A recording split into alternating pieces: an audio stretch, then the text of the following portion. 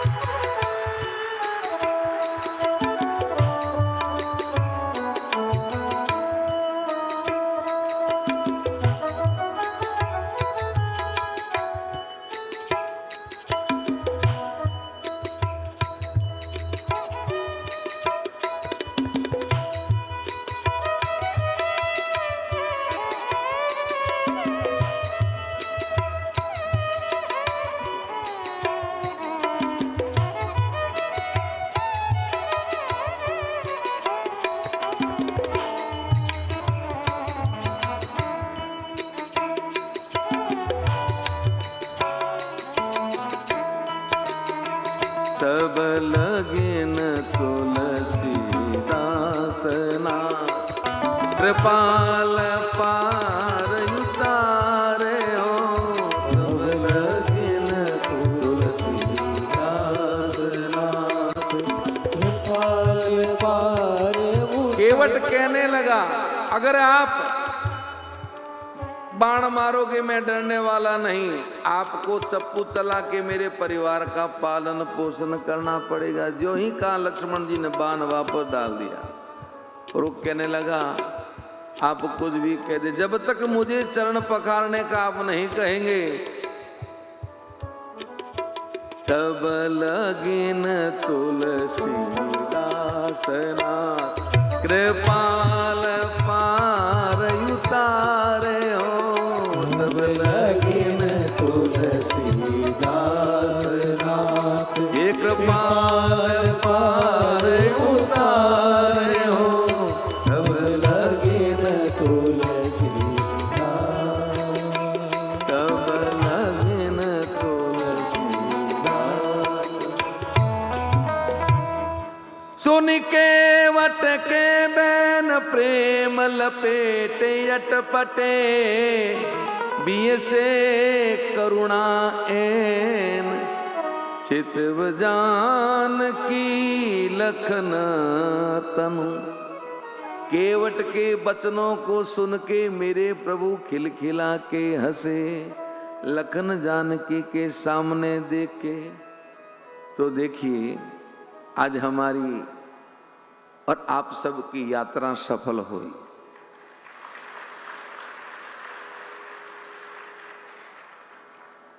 हमारी इस राम कथा में मेरे एक छोटे से आग्रह को स्वीकार करके परम श्रद्धेय पूज्यपाद स्वामी गोविंद देव गिरी जी महाराज, देखिए साधु होना ही जीवन में श्रेष्ठ नहीं है, पर साधु का जन्म होता किस लिए, उसकी श्रेष्ठता सिद्ध करना ही जीवन श्रेष्ठ है।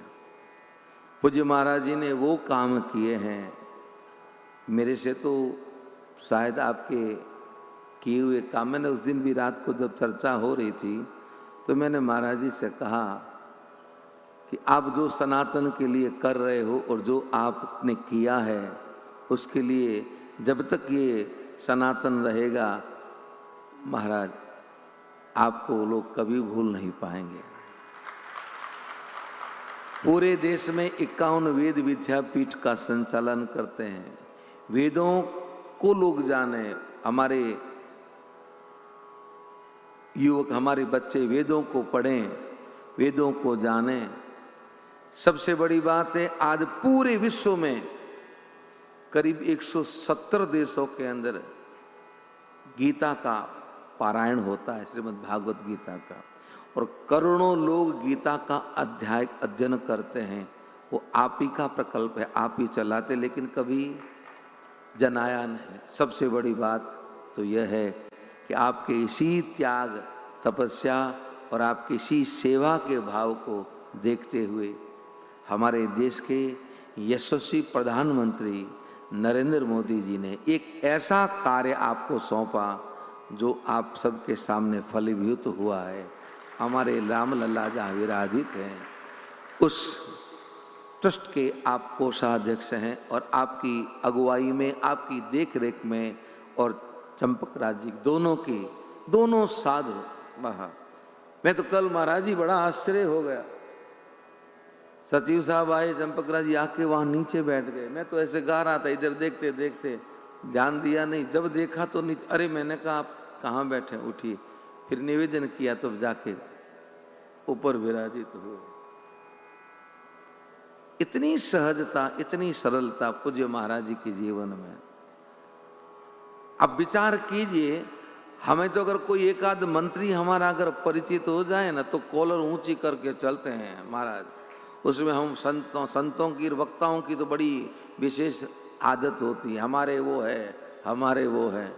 लेकिन आप सोचिए, जिनसे बात करने के लिए मोदी जी भी समय लेते, महाराज जी आप फ्री हैं तो बात करें।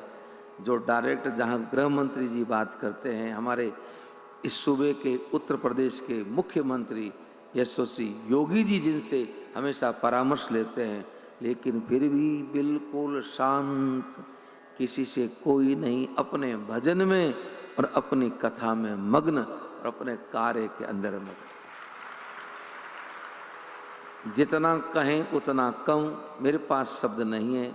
फिर भी आपके संज्ञान के लिए, आपके लिए मैंने इतना कहा।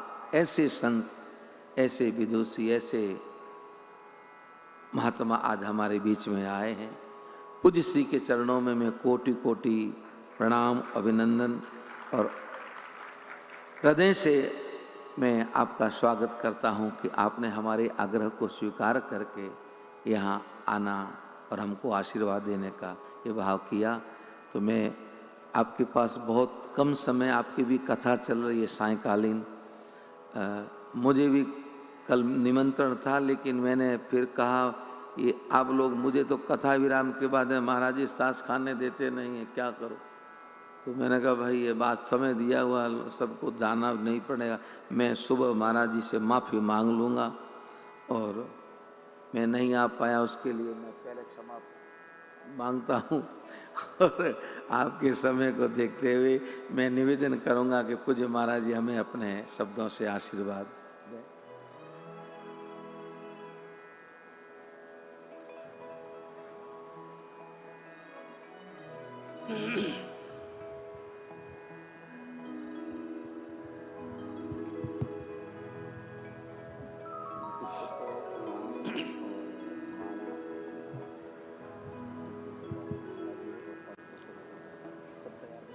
वर्णानाम अर्थसंघानाम रसानां छंदसामपि मंगलानां च कर्तारौ वंदे वाणी विनायकौ आपदामपहर्तारं दातारं सर्वसंपदां लोकाभिरामं श्रीरामं भूयो भूयो नमाम्यहम्।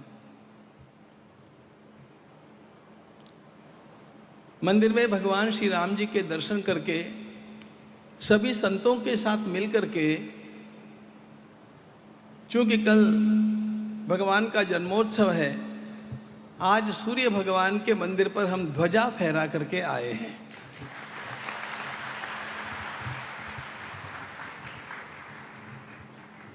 अयोध्या के गणमान्य सभी संत साथ में थे और अतीव सुंदर क्रमशः एक एक मंदिर के ऊपर ध्वजारोहण हो रहा है। और श्री हनुमान जी की जयंती के दिन, हनुमान जन्मोत्सव के दिन, हनुमान जी के मंदिर पर ध्वजारोहण होगा और बाकी सब ध्वजारोहण उसके पूर्व संपन्न हो जाएंगे। ऐसी योजना है।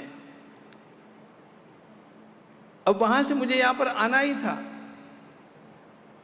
हमारे श्रद्धेय श्री मुरलीधर जी महाराज प्रायः तो सही सही बोलते हैं, लेकिन आज एक गलत बात भी बोल दिए कि उनके अनुरोध पर मैं यहाँ पर आया हूँ। महाराज, मैं आपके आने से पहले ही आपके भक्तों को कह चुका था कि मैं तो आने वाला हूँ।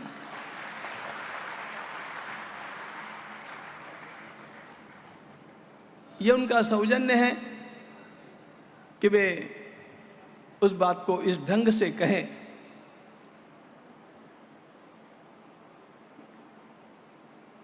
केवट का प्रसंग चला है। महाराज स्वयं एक केवट है। केवट बुध विद्या बड़ी नौका। गोस्वामी जी महाराज ने कहा, कौन है केवट? ज्ञानी भक्त केवट होता है और कथा की नौका में बैठा करके लोगों को वो पार उतारते रहता है। केवट बुध विद्या बड़ी नाव। विद्या है ने पोथी। ये पोथी, ये कथा, ये नौका है और इस नौका में लोगों को विराजमान करके और महाराज पार ही पार उतारते जा रहे हैं। आश्चर्य की बात है, गंगा जी के तट पर 1 महीना प्रतिवर्ष राम कथा कहना और इसी प्रकार के लोगों का जमावड़ा वहां पर इकट्ठा हो जाना, यही भारत का आनंद है। और यह आनंद केवल भारत में है। और यह आनंद निरंतर भारतवर्ष में लहराता रहे, इसके लिए राष्ट्र को समर्थ बनाना आवश्यक है और राष्ट्र के सामर्थ्य के लिए राम मंदिर का निर्माण है।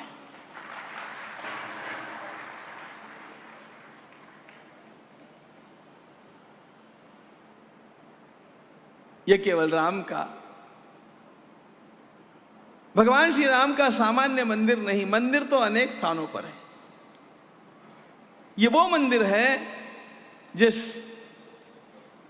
मंदिर के निर्माण में 500 वर्ष लगे और 3 लाख से अधिक लोगों ने अपना प्राणार्पण करके इस मंदिर को निर्माण किया है। इसलिए जब जब हम मंदिर की सीढ़ियां चढ़ते हैं,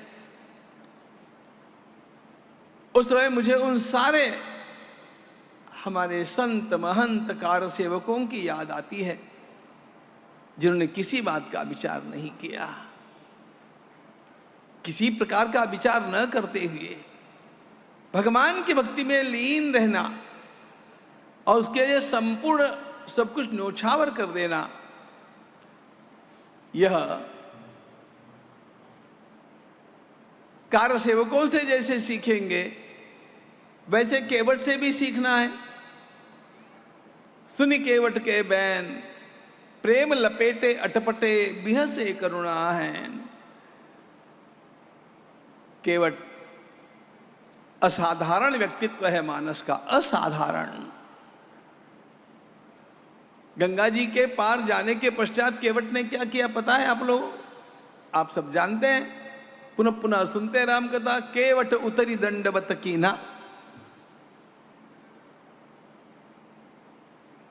उस पार पहुंचने के पश्चात केवट ने दंडवत प्रणाम किया। जब कोई भी पूज्य व्यक्ति मिलते हैं तो प्रणाम पहले करते हैं कि बाद में करते हैं? प्रणाम तो तुरंत करना चाहिए। केवट ने भगवान को जरा भी प्रणाम नहीं किया, पार उतारने के बाद किया। क्यों?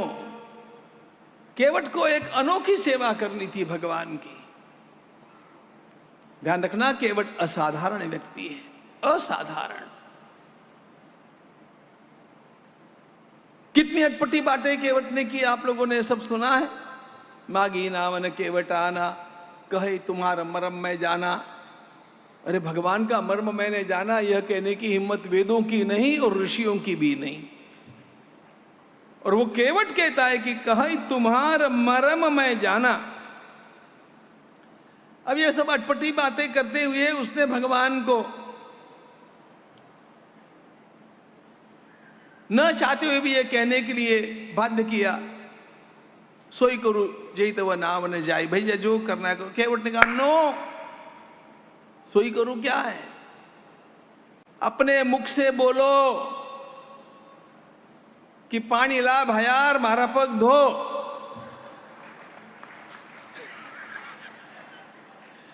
जना में ताका पग धो, यान तो धो कोणी। आखिर भगवान को झुकना पड़ा। बेगी आनु जल पाए पखारू, हो तो विलंब उतार ही पारू। बेगी आन, जल्दी लाओ, अब जल्दी करो। केवट ने अटपटी बातें क्यों की? इतना रूखा रूखा भगवान के साथ भाषण क्यों किया? इतना उद्दंडता से भरा हुआ क्यों बोला, जिसके कारण लखनलाल जी को इतना गुस्सा आ जाए कि वे धनुष बाण की ओर अपना ध्यान बढ़ावे? केवट का एक निश्चय था मित्रों। केवट की देन बहुत बड़ी है। केवट का निश्चय क्या था? अयोध्या जी से चलने के पश्चात भगवान के मुखारविंद का स्मितहास से लुप्त हो गया था।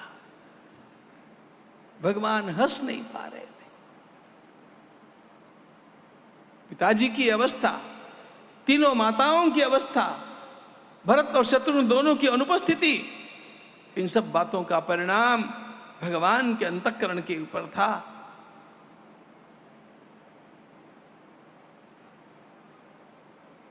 निरंतर प्रसन्न रहने वाले प्रभु की प्रसन्नता लुप्त हो गई। भगवान आनंद स्वरूप है। आनंद स्वरूप से ही आनंद तिरोहित हो जाए तो आनंद कहां से लावेंगे बोलो? अरे सब्जी में लून कम हो जाता है, नमक, तो हम नमक डाल करके सब्जी को पुनः स्वादिष्ट बनाते हैं। अब यह बताइए, नमक अलूणा हो जाए तो क्या डालेंगे? खीर फीकी लग रही है तो उसमें चीनी डालेंगे, चीनी फीकी हो गई तो कहां से क्या डालेंगे? सच्चिदानंद भगवान वे स्वयं आनंद को खो बैठे। केवट ने एक निश्चय किया कि चाहे सो हो जाए, मुझे उल्टा पुल्टा बोलना पड़े, चाहे इसके कारण लखनलाल जी को गुस्सा आ जाए, चाहे संसार मेरी निंदा करे, लेकिन एक बार मैं अपने प्रभु को खिलखिला करके हंसा करके रहूंगा।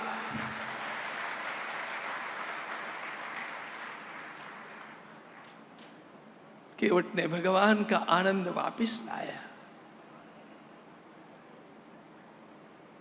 आनंद स्वरूप परमात्मा के आनंद की जागृति का काम केवट ने किया। ज्यादा समय नहीं है, लेकिन इसका परिणाम एक मैं आपको बतलाता हूं। राम कथा में राज्याभिषेक के पश्चात भगवान ने सबको विदा किया, सबको विदा किया, प्रेम से विदा किया। सबसे यही कहा कि मुझे भूलना मत, भगवान आपको प्रसन्न रखे, आपकी निरंतर उन्नति हो। सबको विदा किया, वानरों को, विभीषण को, सुग्रीव को, एक हनुमान जी को छोड़ करके सबको विदा किया। किसी से भी भगवान ने यह नहीं कहा कि वापिस आना। बोले ही कोणी? एकमात्र केवट ऐसा है जिसको प्रभु ने 6 महीने रख लिया, और जब विदा किया तो भगवान बोले, क्या बोले हैं? प्रभु ने कहा, तुम मम प्रिय भरत सम भ्राता, तुम मम प्रिय भरत सम भ्राता, सदा रहो पूरा आवत जाता। बार बार आते जाते रहना हो, बार बार आते जाते रहे। एक बार भी नहीं कहा आवत जाता। मनुष्य उसको पुनः पुनः बुलाना चाहता है जो आनंद देता है, उसको पुनः पुनः बुलाना चाहता है जिससे मिलकर के सुख की अनुभूति होती है, जिससे मिलकर के उल्लास प्राप्त होता है। भगवान सभी को आनंद देते हैं। जो आनंद सिंधु सुख राशि, सी करते त्रैलोक सुभासी, सो सुख धाम राम स्नामा, अखिल लोकदायक विश्रामा, आपने सब सुना है। सारे संसार का आनंद, जिस आनंद के सिंधु का एक बिंदु है, उस आनंद का नाम राम है। उन भगवान श्री राम का आनंद जब अंतर्धान हो गया, उस अंतर्धान हुए आनंद को जागृत करने का काम केवट ने किया। इतनी बड़ी केवट की सेवा है। ये सारे केवट संसार को आनंद देने के लिए आते हैं। कितना आनंद है कथा में। कथा भी एक चमत्कार है। 3 घंटा बिना बात किए ये माताओं का यहां पर बैठे रहना, ये तो विश्व का सबसे बड़ा चमत्कार है।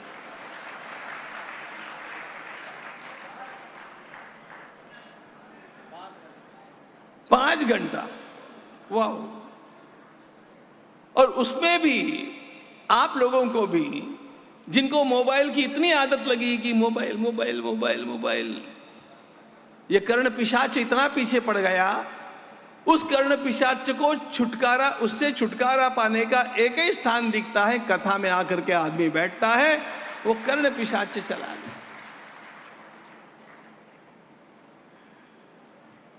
आज मुझे आनंद इस बात का है कि थोड़े समय के लिए क्यों न हो, आप लोगों का दर्शन मैं कर सका। भगवान श्री राम जी का दर्शन तो किया, सोच रहा था राम भक्तों का दर्शन कहां पर करूं, तो राम भक्तों का दर्शन करने के लिए यहां पर आ गया। आप सभी के लिए खूब खूब आभार। जय जय श्री राम।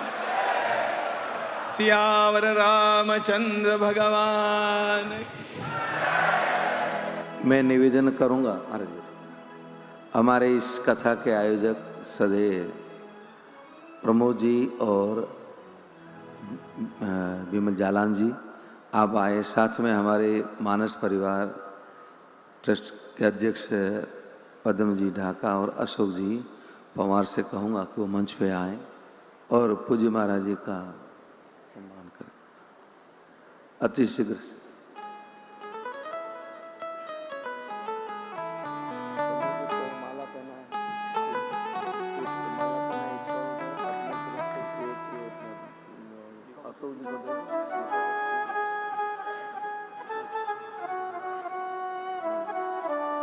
मैं अभिषेक जी से कहूंगा वो भी आए मंच पे।